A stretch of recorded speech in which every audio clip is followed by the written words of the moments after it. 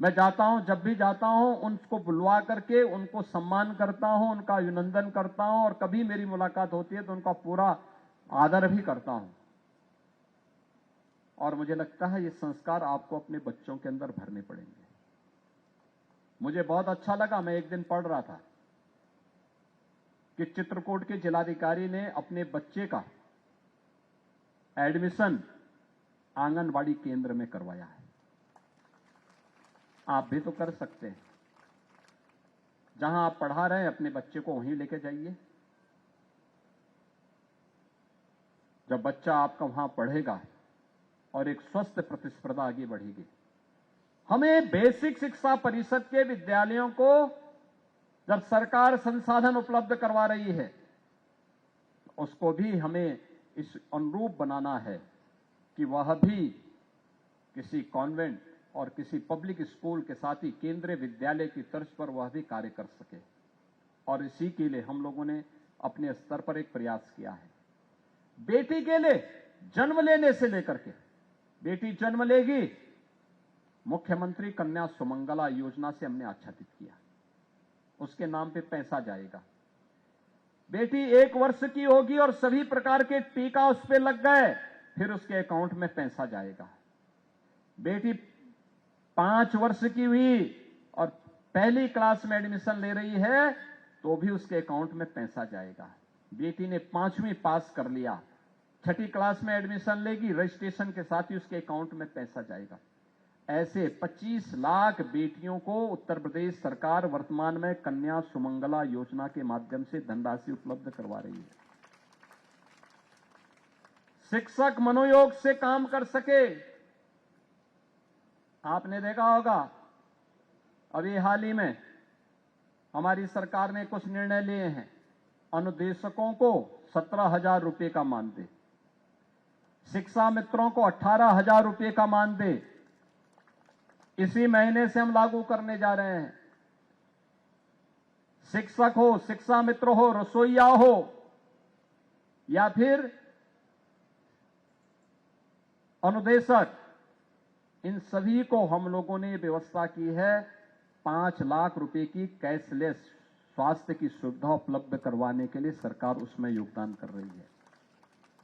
आप कार्य करिए, सरकार आपके साथ में है। और मेरी आप सबसे अनुरोध होगा, 1 से लेकर के 15 अप्रैल तक, 15 दिन तक स्कूल चलो अभियान के साथ हर शिक्षक को जुड़ना चाहिए। अच्छा होगा प्रधानाचार्य किसी दिन सभी अभिभावकों के साथ भी बैठे। फिर प्रातःकाल विद्यालय अगर 8 बजे प्रारंभ हो रहा है, 7 बजे आप घर से निकल करके उस गांव में अलग अलग शिक्षक, अलग अलग मोहल्ले में एक बार राउंड लगाते हुए जाएं। हर अभिभावक का घर खटखटाइए और दस्तक दीजिए घर पे। बोलिए आपका बच्चा कोई स्कूल से वंचित तो नहीं, और बोलिए सब कुछ सरकार फ्री में दे रही है, आप अपना रजिस्ट्रेशन करवाइए। चलो अपने हाथ से बच्चे को स्कूल लेकर जाइए, कोई बच्चा छूटने ना पाए। यह संकल्प जब हर शिक्षक का होगा, हर शिक्षा मित्र, हर अनुदेशक का होगा। ये पवित्र कार्य, राष्ट्रीय कार्य है। याद करना,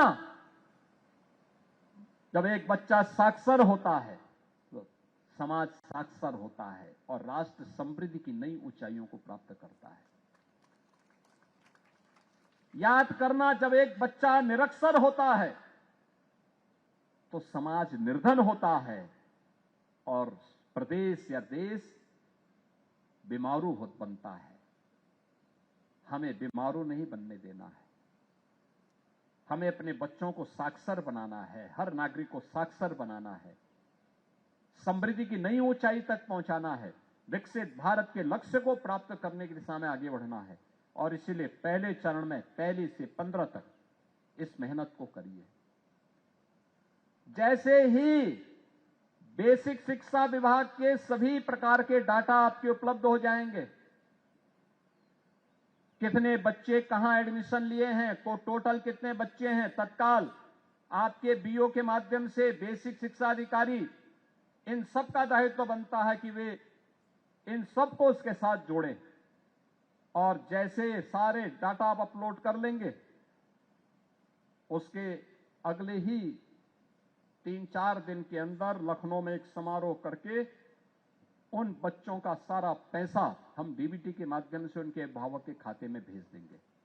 और तत्काल हमारा दायित्व होना चाहिए कि 15 अप्रैल से लेकर के 30 अप्रैल के बीच उन बच्चों के लिए यूनिफॉर्म, जूते, मोजे, ये सारी कुछ खरीदने के लिए हमें उन अभिभावकों की बैठक कर लेनी चाहिए। ये सभी कार्यक्रम एक अनवरत प्रक्रिया का हिस्सा बनना चाहिए। हमारा प्रयास होना चाहिए कि इस दौरान हम व्यवस्थित रूप से सारे कार्यक्रमों को आगे बढ़ाएं। जुलाई में जब स्कूल खुले उससे 5 दिन पहले आप बेसिक शिक्षा परिषद के विद्यालयों को खोलिए, साफ सफाई करिए। ग्रीष्मावकाश के कारण अगर कहीं पे कोई अव्यवस्था फैली है, कहीं कोई खरपतवार जमा है, गंदगी है, उसको हटाइए, साफ करिए, व्यवस्थित अपने विद्यालय की व्यवस्था को आगे बढ़ाइए। और उस दौरान देखिए पानी स्वच्छ रहे, टॉयलेट साफ सुथरे रहे। इस सभी प्रक्रिया 5-7 दिन के अंदर पूरा करते हुए फिर 1 जुलाई से लेकर 15 जुलाई के बीच हमारा प्रयास होना चाहिए।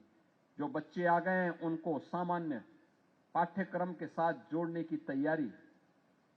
जो स्कूल नहीं आए हैं फिर से वही प्रक्रिया, स्कूल चलो अभियान का दूसरा चरण फिर उस दौरान चले और एक भी बच्चा छूटने न पाए। ये हर विद्यालय का अपना कार्य क्षेत्र होना चाहिए। हम पढ़ाएं, उदाहरण देकर के पढ़ाएं, कविता के माध्यम से, गीत के माध्यम से। अगर आप उन बच्चों को बताएंगे, छोटे छोटे फॉर्मूला बना करके समझाएंगे, वो बच्चा आसानी से समझ जाएगा। अब रटने की परंपरा नहीं, अब तो कौशल युक्त ज्ञान से उस व्यक्ति को युक्त करना, उस बच्चे को युक्त करना है। इसके लिए आपने देखा होगा अनेक प्रकार के कार्यक्रम चल रहे हैं। हम भी इस अभियान के साथ जुड़ सकेंगे तो राष्ट्र निर्माण के उस कार्यक्रम का हिस्सा होगा जिसके लिए आदरणीय प्रधानमंत्री जी पूरे देश का आह्वान कर रहे हैं। और एक पवित्र कार्य है। याद रखना, हर व्यक्ति के सामने बड़ा बनने, यशस्वी बनने का अवसर आता है। जो उस अवसर का लाभ लेता है, उसके अनुरूप अपने आप को ढालता है, उसका जीवन यशस्वी बन जाता है। और जो उससे वंचित होता है वो जीवन भर अपने कृत्यों के लिए अपने आप को कोड़ता रहता है। ये कोड़ने का समय नहीं है, यशस्वी बनने का समय है। राष्ट्रीय अभियान का हम हिस्सा बने, हर बच्चे को स्कूल लेकर के जाएं। इस कार्य के साथ अगर आप जुड़ेंगे तो बच्चा जो पढ़ लिख जाएगा, संस्कारित होगा, वह आपको सदैव स्मरण करके आपके प्रति कृतज्ञता ज्ञापित करेगा। और जब कभी भी जीवन के किसी मोड़ पे आप भी उससे मिलेंगे तो आपको भी वह सम्मान देने देगा, आपको भी आपके प्रति भी एक कृतज्ञता का भाव उसके मन में होगा।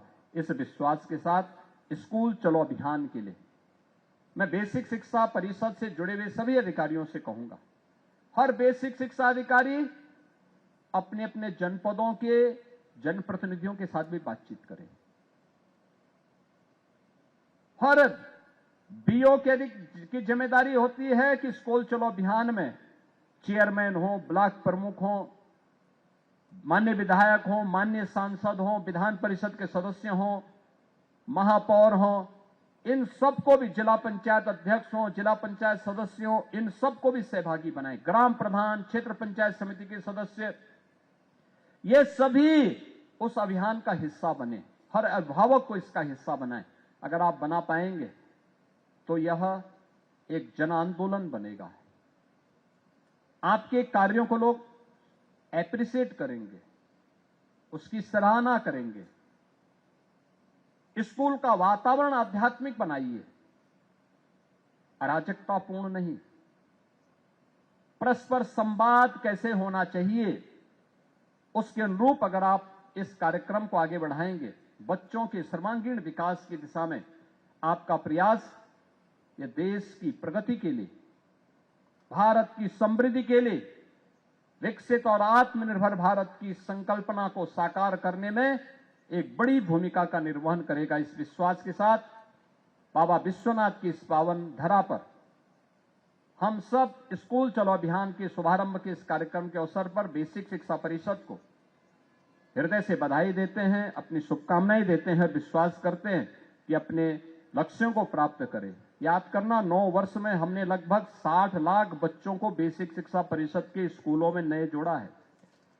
और इस बार जितने भी बच्चे अभी बाहर हैं, हर वह बच्चा जो 3 से 5 वर्ष के बीच का है, वह तो आंगनबाड़ी में जाएगा, बाल वाटिका में जाएगा, और 6 वर्ष का हर बच्चा, 5 वर्ष से ऊपर का हर बच्चा प्राइमरी स्कूल में अपना नाम लिखवाएगा। इस विश्वास के साथ हम सब इस अभियान का हिस्सा बनेंगे। आप सबके प्रति मेरी मंगलमय शुभकामनाएं हैं। धन्यवाद। जय हिंद। वाराणसी से सीएम योगी आदित्यनाथ को आप सुन रहे हैं और किस तरीके से ज्यादा बच्चे या हर एक बच्चा स्कूल पहुंचे, पढ़ाई करे, बेहतर भविष्य उसका हो, सीएम योगी कहते हुए नजर आए।